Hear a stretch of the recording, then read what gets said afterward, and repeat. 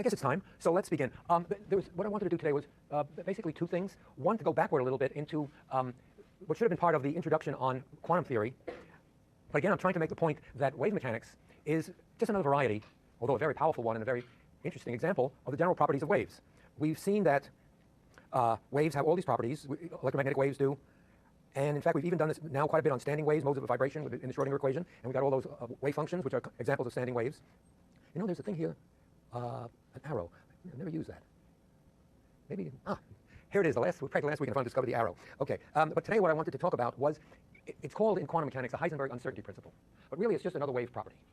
And I think it's actually more interesting than the Heisenberg uncertainty principle. This wave property is actually more useful in your lives than the Heisenberg uncertainty principle, which is itself an exciting thing. People make a big deal out of the Heisenberg uncertainty, especially philosophers, because they say uncertainty, you know, that we can't know something, so our knowledge is necessarily incomplete and that sort of thing. Well, the Heisenberg uncertainty principle has something to do with that, but not always what the philosophers say. So I want to straighten that out with you so you don't walk out of this class and you want to be able to debunk the philosophers and social scientists who throw that at you. That's very important. In any case, what it is the topic of localization by superposition of various wavelengths. So let's see what that actually means. This is in the first series of PowerPoints on quantum mechanics. So let me see here. So the point is that if the property that waves, if you want to localize them, necessarily involve a certain amount of spreading. In other words, if matter has a wave nature, then it's inherently spread out. So its position is unknown. It's a very simple thing. If I have a wave coming here, or think of you're on a beach and the wave is coming to you, and you ask, where is the wave? Well, intrinsically, if it's a wave, it's in a lot of places just by its nature. I mean, think of a big wave coming at you. It has a spread this way. It also has a spread that way. If it didn't have a spread going away from you, it wouldn't be a wave coming to you. So waves are inherently spread out. Particles, on the other hand, are inherently localized. You can say, oh, this piece of chalk is here. It's not fuzzy where it is. So this is more or less a particle, and a wave is something different. So the thing that you get involved with in the wave mechanics is we're trying to describe particles, like electrons, with waves. So there is this duality, this contradiction. One is localized, the other is inherently spread out. So how do we resolve that? Well, I want to give you this in general result. It was known for actually hundreds of years. It goes back, well, it isn't not that fancy, but if you sometimes learn in a math course what's called Fourier, another one of the great French mathematicians, Fourier analysis, wherein Fourier said, if you give me any shape in space, as long as it's single valued, I mean, I can't have something that looks like that, but if it's single valued, you know, every place I have a value, I can recreate that shape by adding up sine waves. That's what it is. So that shape, any shape, I can say is the sum of all different kinds of wavelengths, a, I, sine of, let's say, 2 pi x over lambda I. I add up all the possible, you give me, I'll tell you how much of each wavelength to add in, and I can make any shape at all. It's like saying I want to build a building. And if you allow me to have any shape of brick, any size of brick, from little sand, say, up to big bricks, a pyramid-like block, any shape you want. If you give me enough different shaped bricks, different size bricks, I can make any shape I want. I don't have to make a square shape building. But if you allow me, I'll put in square bricks, I put in little bricks, I put in little bricks, and I can make any shape you want. That's what Fourier is saying. Any shape you give me, if you allow me to have any amount and wavelength of waves, I can recreate that shape, right?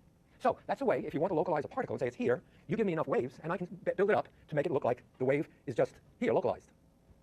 That makes sense? So that's the basic idea. It's that simple. So that's what I say here. It's a general result for waves. That to construct a wave of a certain dimension, delta x, you need a spread of wavelengths. You've got to allow me to choose any number of wavelengths, and then I can construct a wave which will be localized within a certain distance, delta x. Or likewise in time, if you want a pulse or a grouping of waves which only exists for a certain time, let's say from now to now, okay, I can do that. If you allow me any number of frequencies, variations in time, I can build up a shape which will only last a certain amount of time. Again, it's the same argument. You allow me enough components, and I can build any shape. And Fourier has a simple mathematical formula for doing that. In fact, this is very well known to electrical engineers. Very well known. And we'll do it too, I think. So one of the things where this has already appeared in our studies is that we had this case of a single slit, and we try to pass waves through that slit, and the wave hit this thing, and we tried to, in a sense, we were localizing a wave, and the result then was that in fact it spread out, and we got something like this, where the image of it was actually much bigger than the thing itself. So in a way, we created waves going in this direction from trying to localize things. So this is actually a similar analogous case. But I just wanted to show you just for fun, since there's very few of us here, and this time let's play with this. Suppose, for example, you wanted to make a shape like this. Can you see that kind of set of squarish pulses? All right. Suppose you wanted, so those are kind of localized. You can sort of say where those pulses are. For example, they're here, they're not here, they're here, they're not here, and so on, right? Okay. Now let's see if I can do it in light. Let me find the application here. This is where I got this from. Now this is actually interesting from other points of view. Maybe that's not so visible either. Or maybe I'll take that, but turn off the lights in front. Wait a second here. Front. Is that already better? Is that good enough? Way back yonder, can you see that pretty well? Good.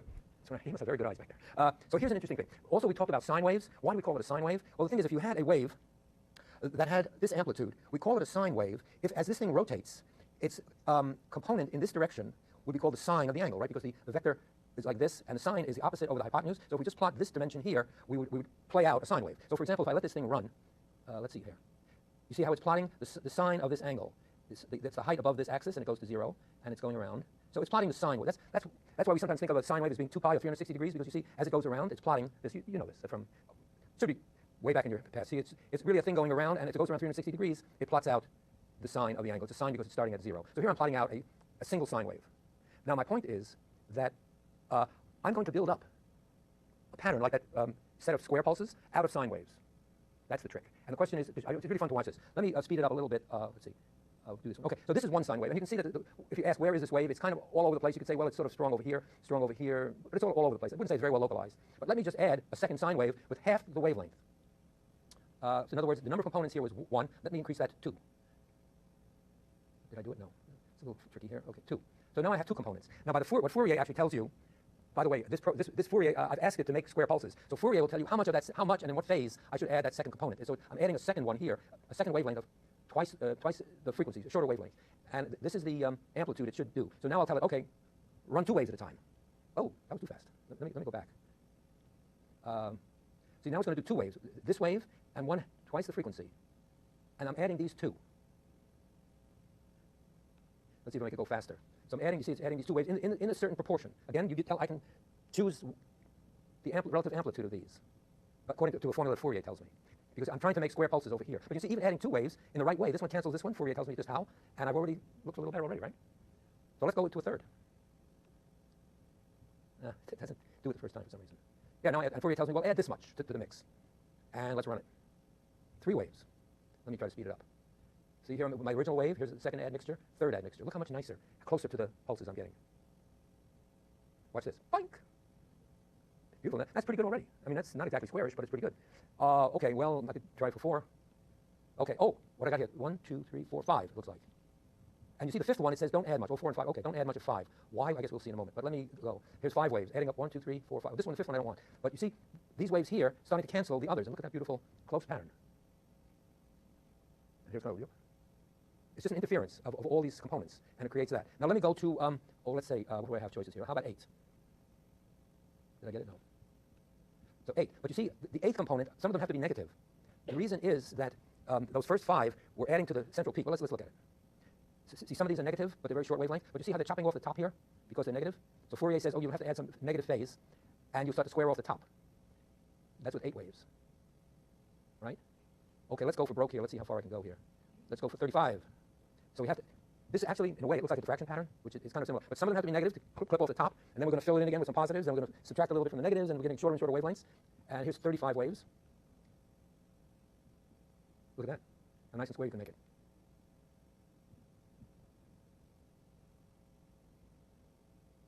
That's it. So that's the point. The idea being that if you want to localize a wave and sort of say, well, that's my particle, what you have to do is you have to add in quite a lot of waves to make this shape. You'll have to get long waves, and you'll have to get shorter waves, and you'll add them all up. And it turns out that if you want to say that the wave is within a certain distance x, you can look at it this way. Very roughly speaking, if the particle is within a space delta x, well, first of all, you want a wave that has a very long wavelength. You don't want all sine waves, because sine waves, there's much up as down. So you're going to have to put in maybe a wave that has a wave vector, which is 2 pi over the wavelength. This may be going a little bit too far, but 2 pi over the wavelength. You want something with a very long wavelength so that it gives you a net value, because this is not averaging out to 0. This is averaging out to something. So let's make lambda go to infinity, which means k equals 0. So you want to have a k equals 0 component. So let's plot the kinds of k's that are likely to be needed here, the amount. Sort of like that spectrum that we showed, how much of these components. So we'll want some k equals 0 wave in order to give us a net average. And then I think we would probably need waves, long waves, sort of like this, down to a wave roughly like this, right? That kind of a wave would probably work pretty well. So you want a wave extending all the way from k equals 0 all the way up to where the wavelength is about, say, twice the amount that you want. Say this wave here, its wavelength is roughly twice delta x. See what I'm saying? I'm trying to get a thing like this. So if I had a wave that was sort of like that, its wavelength would be something like that. It might be roughly the last wave that I need. In other words, this wavelength is twice delta x. So I go all the way from k equals 0 to k equals 2 pi over this sort of shortest wavelength. I mean, more wavelength would help, if I could. Would help, but this is a sort of a ballpark estimate. Lambda being over 2 delta x. So to make a wave a sum of waves to localize within this delta x, I would go from k equals 0 to up to this wavelength here. Does that make sense somewhat? In other words, that fits it pretty well. So if I had something like that added on, it would sort of be a particle localized here. So if I, my range of k values is from 0 up to roughly this k minimum here. Well, I guess it's actually a maximum because it's, yeah, shortest wavelength. Okay, 2 pi over 2 delta x. So this is my delta k. There's a range of k values, these inverse wavelengths, that I would need, roughly speaking, to make a shape of that amount. So if you just multiply across here, you get delta x times this range, delta k, from 0 to k max, and that is equal to delta x, k max is 2 pi over 2 delta x. And the delta x's cancel, and you get roughly delta x, delta k is roughly equal to pi. Now this is something that the electrical engineers know, that if you want to localize a particle, a wave, let's say you have an electromagnetic wave and you're trying to get a pulse like that in a certain space, you need to have a range of wavelengths, or delta k's, roughly equal to pi over the width of that pulse. So that's the spread of waves that you're going to need to make that pulse. Now the uncertainty principle comes, the physicists just do this. They say delta x, delta k is the order of pi. That's just because it's a wave. But let's just put h. Let's even put an h bar in here. Multiply by h bar. Now, k is 2 pi over the wavelength. H bar, 2 pi over a wavelength. And this, h bar is h over 2 pi. So these cancel. So I have delta x over h over lambda is the order of, well, again, h bar is h over 2 pi. The pi's cancel, so it would be roughly h over 2. But this is the momentum. So this is the Heisenberg uncertainty relation. That if you have an uncertainty in x, you'll have an uncertainty in momentum of the order of h over 2. It could be h bar, something like that. This is the famous Heisenberg uncertainty relation. So my point is that all it is that I believe that's involved in the Heisenberg uncertainty relation is the fact that the electron has this wave character. In order to say that a wave is to be localized within a space delta x, it must have a range of wavelengths from 0 out to this amount, so it has an uncertainty in momentum because the wavelength is related to momentum. So that says that if you have a particle localized in a certain place and you measure its momentum, you'll get a range of values. It won't give you just, if you measure it several times, sometimes you'll get 0, sometimes you'll get this value, 2 pi over delta x, sometimes you'll get these values. So that's just saying that the momentum has various values. Just as if you were to take a set of pulses like this, which are well localized, and you put them through an equipment which will tell you the sine waves, it will tell you these are the different sine waves. That's known as a spectrum analysis. In fact, I believe there's someone in our class who is doing the spectrum analysis of sound. You can take sound waves and you can spectrum analyze them into their components, and you should be able to distinguish. I think this fellow was interested in accents, how different word people pronounce things, and it will show up in the frequency components. That when you make a sound, it has a particular shape, but you can break it down into the sound waves that come into it. Or you can turn the thing the other way around. There are these frequency synthesizers that people play.